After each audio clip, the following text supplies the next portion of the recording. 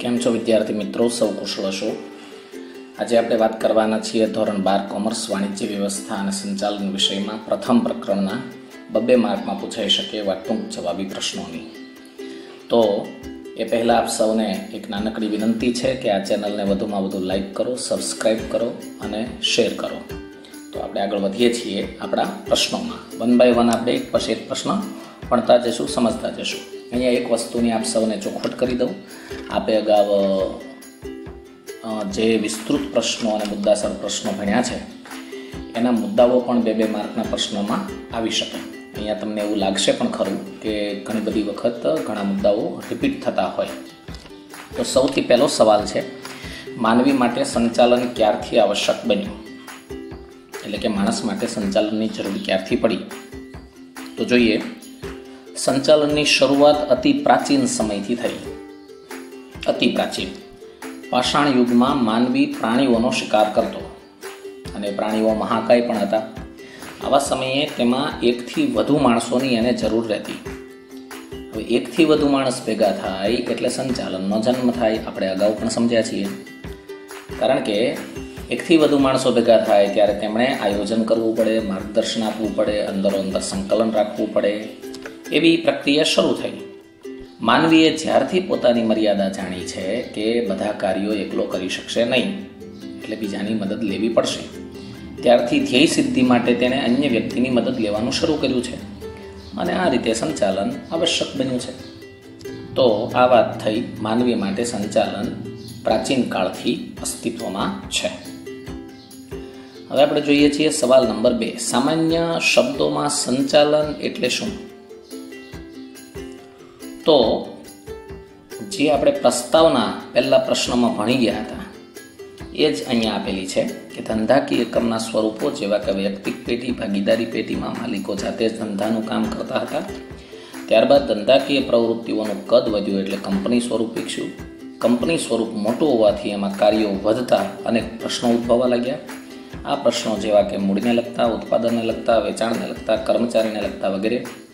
આ પ્રશ્નો ઉકેલવા તાલીમી, નિષ્ણાંત અને અનુભવી લોકોની જરૂર પડી અને આવા લોકોની ધંધાકીય એકમમાં કામગીરી જે થાય છે એ કામગીરીને સામાન્ય રીતે સંચાલન કહેવાય છે. હવે આપણે ભણી રહ્યા છીએ પ્રશ્ન નંબર 3. નિષ્ણાંતોના મતે સંચાલનની વ્યાખ્યા આપો. આ પ્રશ્ન પણ આપણે અગાઉના પ્રથમ પ્રશ્નમાં જ ભણી ચૂક્યા છીએ. જસ્ટ આપણે ખાલી યાદ કરી લઈએ કે અન્ય વ્યક્તિ પાસેથી કામ લેવાની કળા એટલે સંચાલન. આ વ્યાખ્યા આપનાર છે કુંત્ઝ અને ઓડોનલ.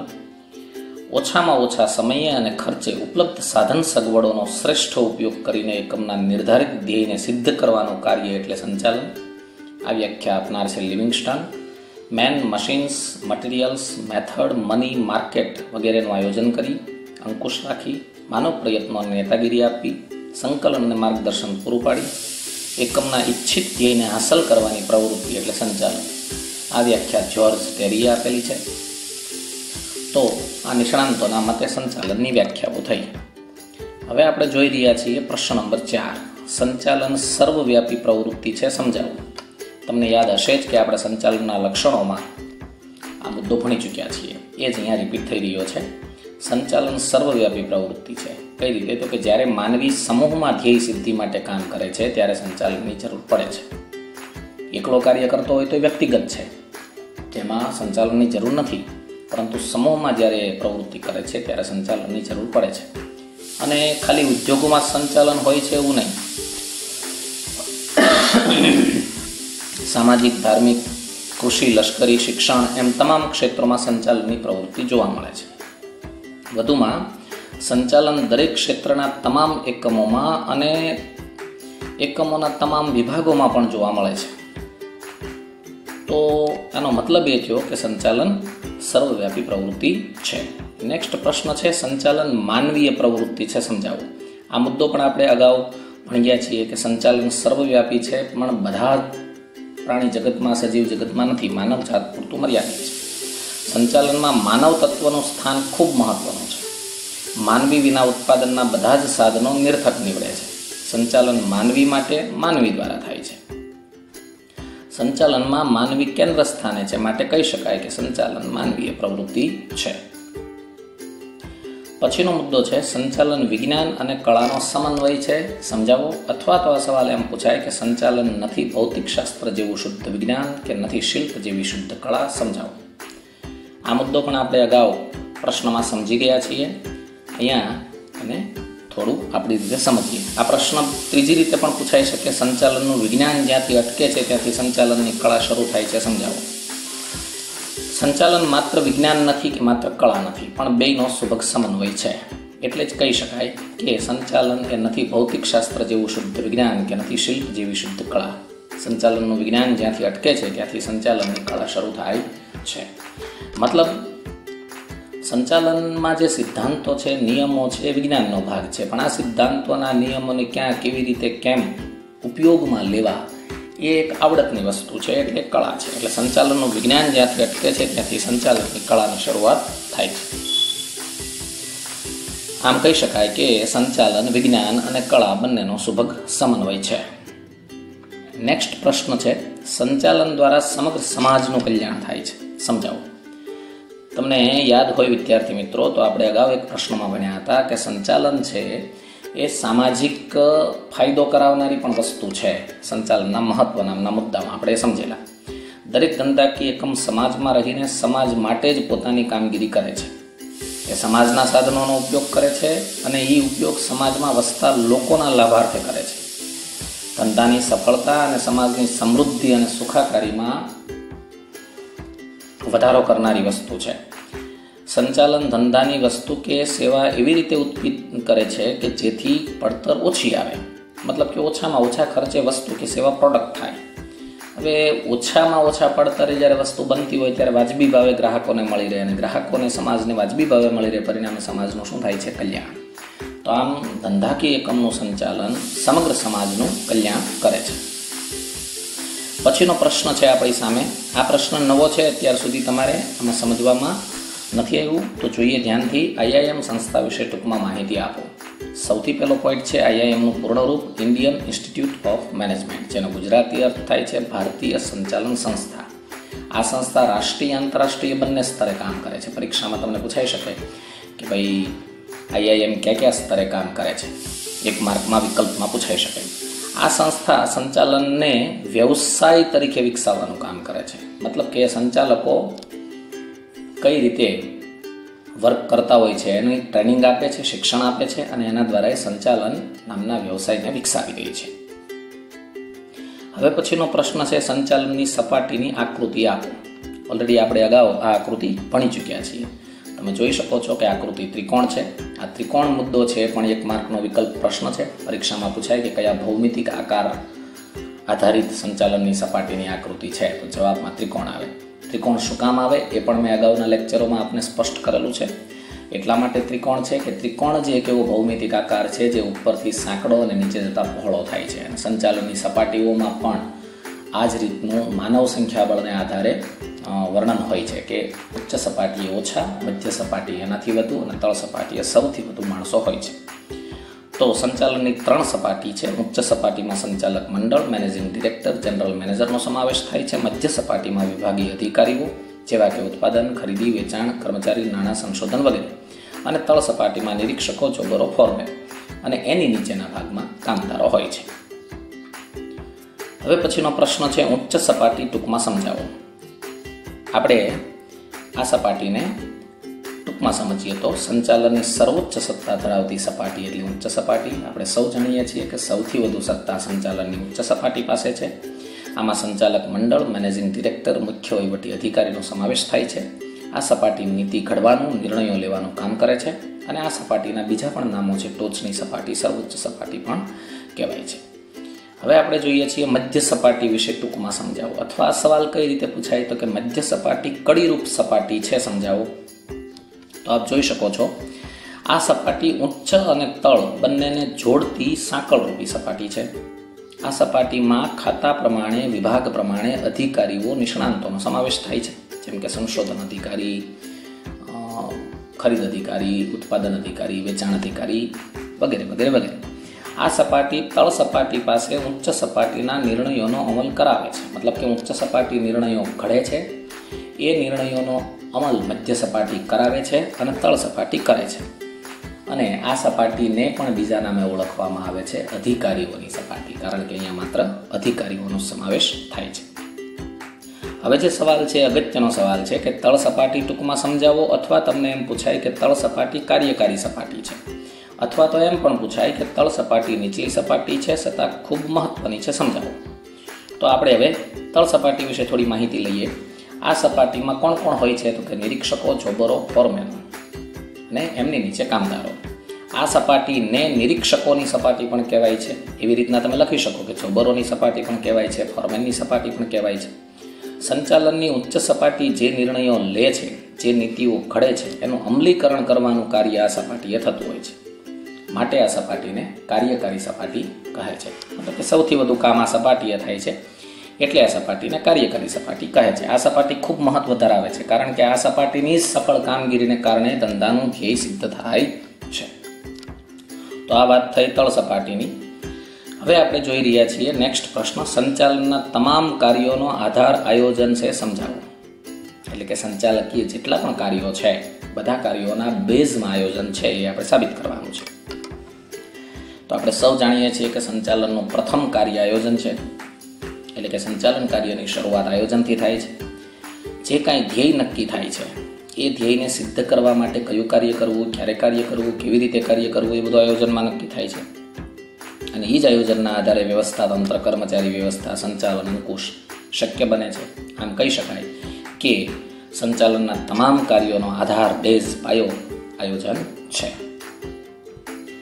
હવે આવે છે પ્રશ્ન નેક્સ્ટ, આયોજન ધંધાનું મગજ છે તો વ્યવસ્થા તંત્ર ધંધાનું શરીર છે, સમજાવો.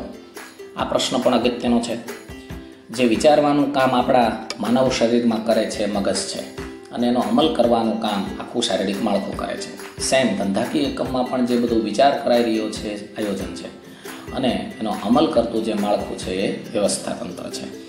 તો આયોજન દ્વારા ધ્યેય, નીતિ, કાર્યક્રમ વગેરે નક્કી કરવામાં આવે છે, અને જેને પાર પાડવા માટે વ્યવસ્થા તંત્ર રચવામાં આવે છે.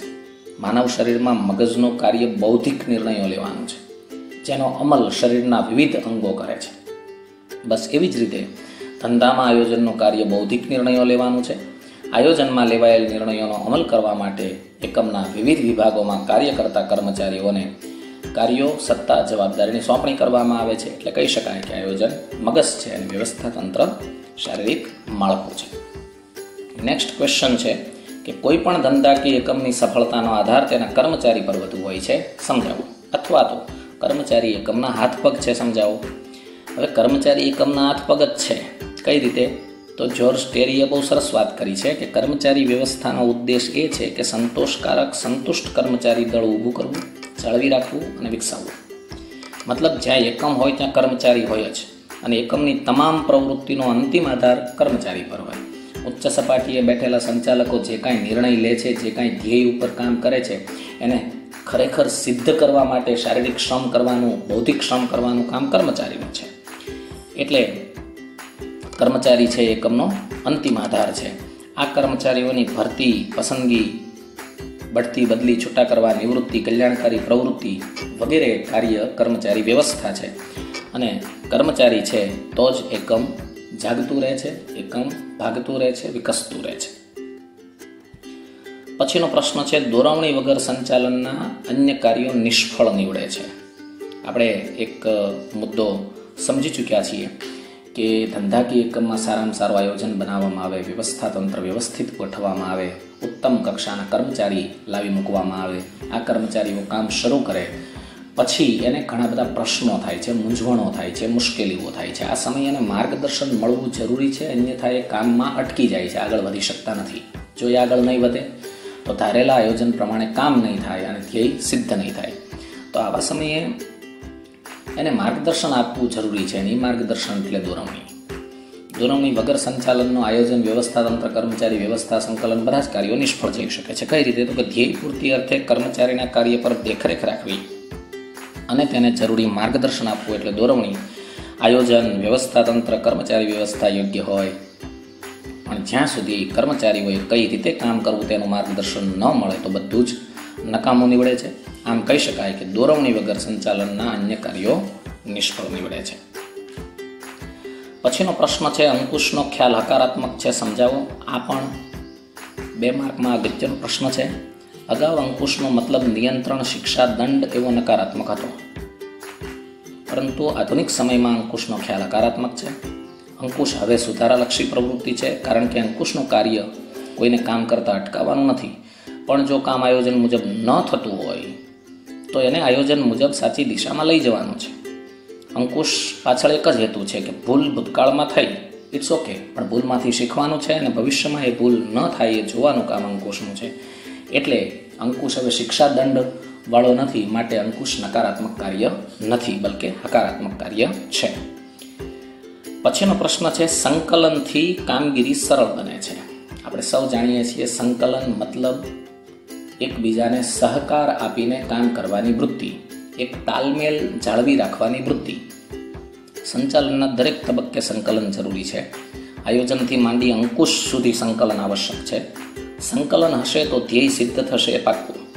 બીજું, સંકલનનો મોટો ફાયદો એ છે કે કોઈ કામ બાકી નથી રહી જતું કે કોઈ કામ બેવડાતું નથી.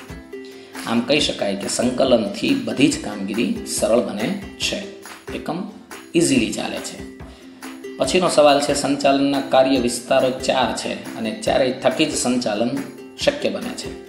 ઓલરેડી આપણે સમજી ગયા છીએ કે સમગ્ર સંચાલનને કુલ 4 કાર્યમાં વહેંચી દેવામાં આવ્યું છે: ઉત્પાદન સંચાલન, બજાર સંચાલન, નાણાં સંચાલન અને માનવ સંસાધન સંચાલન. હવે એ 4થી સંચાલન શક્ય બને છે એવું કઈ રીતે? તો આપણે જાણીએ છીએ કે કોઈ પણ વસ્તુનું કેટલું ઉત્પાદન કરવું તેની જાણકારી માંગ આધારિત છે, અને એ માંગની જાણકારી મેળવવાનું કામ બજાર સંચાલનનું છે. ચલો, બજાર સંચાલને માંગની જાણકારી મેળવી લીધી, પ્રોડક્ટ નક્કી કરી નાખી. હવે એ પ્રમાણે ઉત્પાદન કરવાનું કામ ઉત્પાદન સંચાલનનું છે, અને ઉત્પાદન કરવા માટે કેટલા નાણાં જોઈશે એને લગતી બધી વ્યવસ્થા કરવાનું કામ નાણાકીય સંચાલનનું છે. અને બજારમાં સંશોધન કરવા યા તો ઉત્પાદન કરવા જે માણસોની જરૂર પડે છે એ બધી માનવ શક્તિની વ્યવસ્થા કરવા માટેનું કામ માનવ સંસાધન સંચાલનનું છે. આમ કહી શકાય કે સંચાલનનું કામ 4 કાર્ય વિસ્તારોમાં સમાયેલું વહેંચાયેલું છે. પછીનો સવાલ છે, ધંધામાં નાણું રક્ત સમાન છે, સમજાવો. આપણે નાણાકીય સંચાલનનું મહત્વ સમજ્યા ત્યારે 3 પોઈન્ટ સમજ્યા હતા કે ધંધા માટે નાણું રક્ત સમાન છે. માનવ શરીરમાં જેટલું લોહીનું મહત્વ છે એટલું જ મહત્વ ધંધામાં નાણાંનું છે. રક્તની આવન જાવનથી જ માનવ શરીર ધબકતું રહે છે, એવી જ રીતના ધંધામાં નાણાંની આવન જાવનથી જ ધંધો ધબકતો રહે છે. નાણાં વગર કોઈ પ્રવૃત્તિ ધંધાની શક્ય નથી. ધંધાની સ્થાપના કરવી હોય નાણું જોઈએ, વિકાસ કરવો હોય નાણું જોઈએ, વિસ્તરણ કરવું હોય નાણું જોઈએ, આધુનિકીકરણ કરવું હોય તો પણ નાણાંની જરૂર પડે છે. જેટલું રક્ત શરીર માટે મહત્વ ધરાવે છે એટલું નાણું ધંધા માટે મહત્વ ધરાવે છે. તો આ પ્રશ્ન આપણે જે સમજ્યા એ હતા ટૂંક જવાબી પ્રશ્ન, 2 માર્કમાં પૂછાય એવા. હવે પછીના વિડીયો લેક્ચરમાં આપણે જ્યારે મળશું ત્યારે ટૂંકમાં જવાબ, એટલે કે 1 વાક્યમાં જવાબ આપો એવા 1 માર્કના પ્રશ્નો વિશે થોડા માહિતગાર થઈશું. અને ત્યાર પછી વિકલ્પ પ્રશ્નો અને બાકી રહેતો તફાવત ભણી અને આપણે આ ચેપ્ટરને પૂર્ણ કરશું. આશા રાખું છું કે ટૂંક જવાબી પ્રશ્નો 2 માર્કવાળા આપને સરળતાથી સમજમાં આવ્યા હશે. વારંવાર વિડીયોને સાંભળશો અને વ્યવસ્થિત રીતે પ્રશ્નો તૈયાર કરશો. Thank you very much.